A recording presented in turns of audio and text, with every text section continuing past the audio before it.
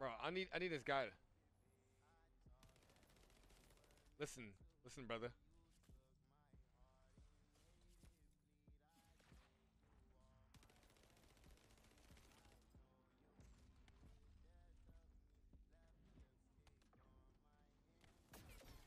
Oh God. Oh God. And here we go. There we go. This should be the kill. That should be the kill right there with the ult. That should be the kill right there with the ult. Look at that, bro. Hypo. Ooh, that's a clip. That's a clip. That's a clip. That's the kill right there with the hypo. If you like what you just saw in the video, and you're probably wondering how the heck did I do that with Viessa at level 24? I'm gonna showcase to you what I did with my Viessa in order to do that much damage. Now, disclaimer, my build, as always, is not complete, but that's gonna change. I finally made a decision last night to just hyper focus on one character because of how obnoxious the grind is to get activators and stuff like that. So I will actually just focus primarily on building my Viessa now, and then my Glay, and then my Bunny, because my Glay is almost done. But let's talk about Viessa. So yeah, we'll try to get these videos out here more often than not, and I'll break down everything that we're going through on stream. So right off rip, I want to address two things. I do have a level 100 reactor, and yes, I think that's okay because it was hard mode difficulty that I was fighting them in. My reactor also is not the best of reactors either. This reactor that I have, I just got randomly. I don't plan on using the Thunder Cage for long. I'm only using the Thunder Cage because I don't have two weapons that I will mention in later on in this video that I would recommend if you do decide to go out and go farm it, right? So let's break down her modules real quick. So for my modules, I am using hypothermia. In this case, this is the augment that you get, I think, for killing. I think it's hard mode executioner. I think you get hypothermia from. So if you get hypothermia, this is great. What this ability does is that it changes her ice shackle to ice needle, which is really nice because so ice shackle pretty much just like slows down enemies and locks them in place for the most part, and then ice needle, this pretty much adds like more dot ticks to the enemy, so it does like damage over time to them, and it also does like massive damage when applied, and this is how we get like big damage numbers. Without hypothermia, I still did pretty good damage. My build is actually stronger without hypothermia. Well, sorry, it's not actually stronger. Initially it felt stronger because I was building for something entirely different. Um, if you didn't know, I'm building for her 4, right? I want her 4 to be my boss killer. So this is a boss kill kind of build, and I just got Viessa, so I haven't finished her, and I'm gonna make multiple different builds for Viessa, just like I'll make multiple different builds for Glay. So with hypothermia, it actually changes the attribute of her 4 to from tech to singular. So when I initially tested it out, and I was initially thinking of a build for her, I was building off the idea of it being around a tech and like fusion-based abilities and all that stuff. So that's why, like, when I initially did my testing, I was like, oh, okay, I'm kind of weak and all that stuff. And then I had to like change a bunch of things to get some more desirable numbers, and it performed very well. But this isn't complete, and I have a lot of ideas on what I'm gonna do to make it even better. In the future. But this is what we're using as of right now during the video that you saw. So we're running hypothermia. It changes to a singular. So we're going to run singular specialist to get the singular skill power modifier so that we can up our 4. Sorry, I had a hiccups. I just got to sipping water. And then I am using battle of stamina. So this gives me some more skill duration as well as max HP because we don't have any survivability mods on as of right now. Thankfully, though, she is sort of already tanky in base for ultimate Viessa. And I'm running my components, which I'll showcase after this video. Or not after this video, but after we get done looking at our modules. I'm using Chill Specialist because Chill Specialist is going to give me that extra increased damage to my my chill power, obviously, which is really nice. And this will also work great with 2 of the weapons that I'm going to suggest to you at some point that I don't have. And then we got skill expansion for more range because I wanted, like, you know, the most annoying thing about her 4 sometimes, I'm not gonna lie, is the placement of it. So like when I was testing it or whatever against Colossus and stuff, although it does massive damage and shreds the boss, sometimes they'll just casually just walk out of it, right? And so my AoE is kind of small. So I am trying to upgrade my skill expansion to get a lot of range on it, so that way I can keep them inside the blizzard longer. But as of right now, this is all I can invest. And then I got skill concentration on because skill critical hit damage.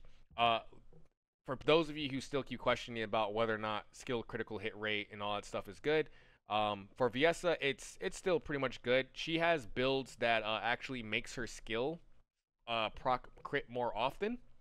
She has a lot of crit builds that she can run. In fact, even one of the frozen sets that she gets also increases crit as well for skill critical. So you can farm a lot of crit things for her to make it do massive amounts of damage. Just unfortunately, I don't have my skill crit maxed out. Let me see if I can showcase her stats real quick for you. So with what little stats I have, it's a 40.71%.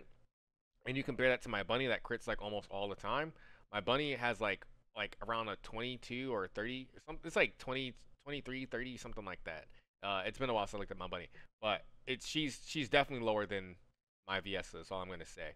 But Viessa has a lot more modules, 100%, that can help her get her skill critical hit rate up. So she's kind of like Frost from Warframe. So that's kind of nice. So going back and looking into the build, I am also using emergency measures, again, to also increase my skill critical hit rate more, as well as getting a little boost to my skill critical hit damage, because it just does a lot of damage. So that's essentially what we're running. Now, I do want to put nimble fingers on, and I do want to put more duration, so I might actually replace a bunch of these mods. And a part of me is thinking about getting rid of my spear and shield. I don't mind playing a little glass cannon build, especially if things are just going to instantly die anyways. So I do want to stack duration on, which I would normally recommend for this kind of build if you're going to go for the 4, because the longer this is up, the more damage you're obviously going to be doing, since it does a lot of damage over time, like on continuous damage level 3, on burst damage level 4, and then they break down the damage numbers for that. So the ice needle duration damage is normally 5 seconds, but with the duration that I have on, like just from Battle of Stamina, I think it is, it's 5.4. And at level 1, it does 11.7% of, like, I think it is of the skill power that we're doing. And then level 2, it's a 15.9. Level 3, 19.9. And then level 4 is a 23.7. And those numbers are actually very good. Doesn't seem like a lot, but it actually is pretty good. I think overall it might increase further. I'm not too sure if I keep stacking on more power, but we'll have to see. I have to look at those numbers again. But yeah, so we're going to throw on more duration at some point for it, and I want nimble fingers. So I'm trying to bring this cooldown up, because it's a normal 60 seconds. So I have to wait a whole minute before I can get another big burst off if I don't instantly kill a boss, which kind of sucks. So we're trying to bring it down. Like in this build here, with what little cooldowns I have, I brought it down to at least 50.9, which is nice. But again, I'm trying to now build a hypothermia because this thing shreds, and I need to also up her damage. So let's look at the rest of her kit for the video. For my components right now, I decided just to throw on the Annihilation set. And the reason why I'm using Annihilation set for her and not her Frozen set is because I got to farm some pieces for it. I also got to build up some things and get some weapons. So the set that you would normally want to run for her would probably... you could use this one too. This one's actually not a bad one. The Acrobat Auxiliary set. This one actually isn't bad. This one will give you skill power, firearm attack, and then if you get a 4-piece set for it, you'll get firearm critical hit rate, and then you'll get a fat, juicy 21% skill critical hit rate. Now, I'll be honest, I don't think that's a flat 21%. I think that 21% is also going to be just multiplicative instead of additive. So, I have to actually get this whole set to try that out. But I was really impressed by this. It's kind of insane to me how good legendaries are compared to ultimates. But there is a Frozen set for Viessa that I was thinking about farming and getting at some point that I don't have as of right now. It is... I'm trying to find it really quickly. I apologize. Is this the one right here? Nope, that's for Poison. That's the one I gotta farm for my my Freyna build. I'm sorry, man. I'm just looking for it really quickly. There is a set. Here we go. We're gonna go. It's the Polar Knight set. There you go. So this one will give you some increased chill skill power, which is really nice. A nice 6.2. Can't complain. And then for each frostbite stack inflicted upon enemies, your firearm critical hit damage goes up by 1.7%, your skill critical hit damage goes up by 6%, and you get it for 10 seconds, and it stacks for 5 seconds at a 30% chance, which is really nice. So this would be really good with our Ice Needle build that we got going on right now. And then when defeating an enemy inflicted with Frostbite, inflicts additional damage equivalent to 12.2% of the enemy's max HP on enemies within a 2.5 meter radius at a 30% chance. So that's pretty good. This would be good for like mobbing and stuff like that.